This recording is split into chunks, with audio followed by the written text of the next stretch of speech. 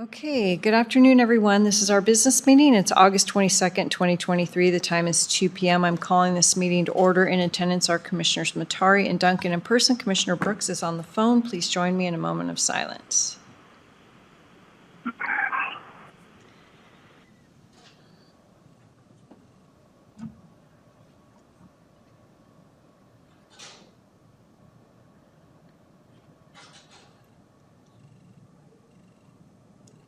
All right. And Captain Deek, would you lead us in the Pledge of Allegiance? Pledge allegiance to the flag of the United States of America and to the republic for which it stands, one nation, under God, indivisible, with liberty and justice for all. All right. Any changes to the agenda? I think the only one I have is we will handle all things public defender last, so she can have time to make it over from court. So it's item 19. And And 18 and 19. Okay. Yep. All right. I would take a motion for minutes. I move that we approve meeting minutes items 1 through 5. I second the motion. Bill Brooks, Aye. Commissioner Matari, Aye. Chair Duncan. Aye. All right. Consent calendar. I move that we approve the consent calendar items 6 through 15. I second the motion. Bill Brooks, Aye. Commissioner Matari, Aye. Chair Duncan. Aye. Okay. Payables. I move that we approve the payables list for August 14 through 18, 2023 in the amount of $651,711.76. I second the motion. Bill Brooks, Aye. Commissioner Matari, Aye. Chair Duncan. Aye. Item 17, contract renewal with Scram, and this is with our Juvenile Probation Department. Hi, thank you, Commissioners. Lonnie Whiteman for the record.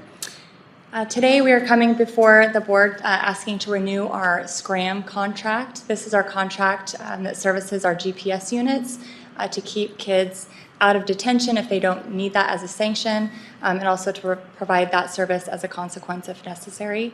This comes out of our tobacco budget, and we're just asking for it to be renewed for the next 3 years. Okay, questions, motion? No questions. I move that we approve the contract renewal for Scram EMS with juvenile probation. I second the motion. Bill Brooks, Aye. Commissioner Matari, Aye. Chair Duncan. Aye. All right, motion passes. Thank you. Anne, are you ready, or you want us to wait till the end again? Nope. Okay, fantastic. All right, item 18, board approval request. This is government relations with Molitor and Associates and our public defender's office. Ms. Taylor. Good afternoon, Commissioners. This was a request that was brought last year, and it's brought this year, but for a more limited time. Ms. Molitor assisted our county in navigating the changes that were coming for public defense, and I think this legislative season will complete that change, and so the request is for half as long as last year. Okay. Questions? No questions. Motion? I move that we approve the request for the government relations Molitor and Associates contract with the public defender. I second the motion. Bill Brooks, Aye. Commissioner Matari, Aye. Chair Duncan. Aye. Motion passes. Item 19, board approval request. This is the fiscal year 24 Indigent Defense Financial Assistant Award Agreement with our public defender, Ms. Taylor again. Thank you, Commissioners. I believe everybody has a copy of the grant award. There's nothing really unusual about it. It just brings the award amount up to, it replenishes the award to the amount that would be allotted, so it takes into account the unused portion. The only note I would make is that on the workload portion, each of the proposed attorney salaries are still below what Kootenai County pays for incoming attorneys. And I think it's about $10,000 per person on the salary, and then the loaded cost, of course, would have additional shortages. We aren't in a position to be full, so it's not a huge issue, but that was all I wanted to point out. Okay, well, I would love to have it an issue next fiscal year, but we'll see how things go. Questions, motion? No questions. Okay. I move that we approve the request for the FY 2024 Indigent Defense Financial Assistance Award Agreement with the Public Defender. I second the motion. Bill Brooks, Aye. Commissioner Matari, Aye. Chair Duncan. Aye, all right, motion passes, thank you. Thank you. Item 20, board approval request. This is a bid award for HFT 20HFR1 Kootenai Glencairn Fuel Break, and it's going to be to the American Firefighter Company, Toby Boyles, and our Office of Emergency Management, Ms. Littlefield. This is Andrea Littlefield for the record from Office of Emergency Management, and we are requesting that the board approves the bid award request for the Glencairn Fuel Break for 19 acres. The Office of Emergency Management would appreciate the board's consideration in supporting this bid to the American Firefighter Company, who came in at the lowest bid. Okay, questions, motion? No questions. I move that we approve the bid award HFT 20HFR1 Glencairn Fuel Break with the American Firefighter Company and the Office of Emergency Management. I second the motion. Bill Brooks, Aye. Commissioner Matari, Aye. Chair Duncan. Aye. Motion carries. Item 21, board approval request, voluntary benefit plans deductions with our human resources. Ms. Proud? Sylvia Proud for the record. With the transition of our benefit platform moving from PlanSource to Employee Navigator, HR conducted an audit of our current benefit selections for all employees, specifically the voluntary benefit deductions, and those include items such as accident, critical illness, group hospital indemnity. And what we found is that PlanSource had not been communicating changes in premiums and coverages and deductions to us accurately. So we have a few employees that are impacted with this. The cost ranges anywhere from 30 cents to $500 based on 16 pay periods. What we are requesting from the board, and we met with the payroll and the finance director on this, is for those individuals who have a balance of $100 or more, that we would split it into their next 2 pay periods.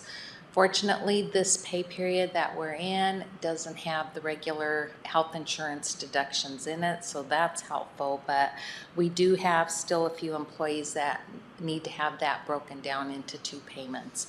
So that is what we're requesting from the board. We're confident that our new platform is going to function much better, and access to those running the system for us is local. And it's not cryptic like PlanSource. It's really hands-on. CK, who does our benefits, will be able to get into the system and evaluate everything and do better checks and balances than with PlanSource. Okay. Questions? Motion? Do we need to put the 2 deductions or mention any of that in the motion? For Yeah. employees with $100 or more. Yeah. Okay. I move that we approve the request for the voluntary benefit plans deductions, where we will have 2 deductions for those employees who owe a balance of $100 or more on their benefits. You split into 2 payments. Yes. Yeah. I second the motion. Bill Brooks, Aye. Commissioner Matari, Aye. Chair Duncan. Aye. All right, item 22, board approval request, contract extension, and this is for the Public Safety Systems Manager and our Sheriff's Organization, Captain Deke. Commissioners, good afternoon. Captain Andy Deek. Before you have a contract extension for the contracted Public Safety Systems Administrator. We're asking for a 2-month extension. Should be budget neutral. FY '23, there's still money in that account with the sheriff's budget to cover that. Any rollover money will be extended through with Brandy, and then we also have salary salvage in the sheriff's budget, probably starting in FY '24 with unfilled positions to balance it out. Should be budget neutral. Okay, questions, motion? Well, we don't have a sorry. contract that's in here. Has the contract been completed? I was told that it was sent. Okay. Darren Murphy reviewed it. It's been signed by the contractor. It just requires Yes, board. yes. Terry said that it's not in the packet, but I believe that she did receive it. Okay. So, It's the same contract as before. It's just extending the dates. Nothing's changed. right. Your call. I don't feel comfortable with the board approving something sight unseen. If you want to pass this item and have someone run up and get it. Yeah, do you want to see that? And you didn't bring it with you? I don't have it. It was Okay. emailed over the weekend, and I believe yesterday Terry uploaded it or did something with it. I have not seen the sign. But I did get confirmation from the contractor that they did sign. Did you get confirmation from Darren? No, I haven't heard from Darren. Okay. He sent the final version of the contract out Friday. Then the contractor sent it back Saturday through email. And yesterday, So Terry must have the signed version then. I would hope. All right. That's okay. Got to do it right. He already missed the 7-minute mark. Yeah, so. I missed it. We can jump over to, We can do, yeah, I have it right here. It's, oh,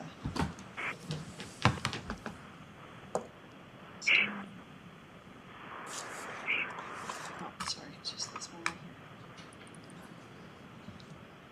So extended from August 31 to October. 2 months. Isn't it 3? No, it's just 2 months, right? Correct. September and October. end of October is when it Yeah, completes. that's fine. Okay. It's pretty straightforward. Okay, Motion? sure. I move that we approve the request to extend the contract with the Public Safety Systems Manager, Holgren, and the Sheriff's Office for 2 months. I second the motion. Bill Brooks, Aye. Commissioner Matari, Aye. Chair Duncan. Aye, all right, motion passes, thank you. And our status update pending list. I think no update really for facilities expansion except we're looking at a grand opening. Nope, that's the wrong word. I wish it was a grand opening. Groundbreaking ceremony potentially on September 11th. So there's that. On September what? September 11th, groundbreaking. But that will be well noticed when we get that solidified. Okay, impact fees? We have a couple of issues from the mayor's meeting last week. One of them is making some adjustments to the jail impact fee and removing the radios and some of the other smaller ancillary items that some of the cities did not believe fit the criteria for a 10-year long-term asset. The parks impact fee, the cities, as what was made clear in other discussions, they were kind of against the county asking for the city to collect a park fee. And I think that the board should look at just seeking to collect a park impact fee for county residents and not within the cities, because they have their own park fee as well. And I think those were the two big major issues. And so if the board We probably should have this on a business meeting to decide, I would think, on the impact fees, is agreeable to modifying the impact fee request that we've had up to this point of what we want to collect and who we want to collect, because that was one of the other issues, was just having the cities collect the fee for us. Right. And that way the cities wouldn't have to send someone to the county only to come right back to the same city office, which seems reasonable.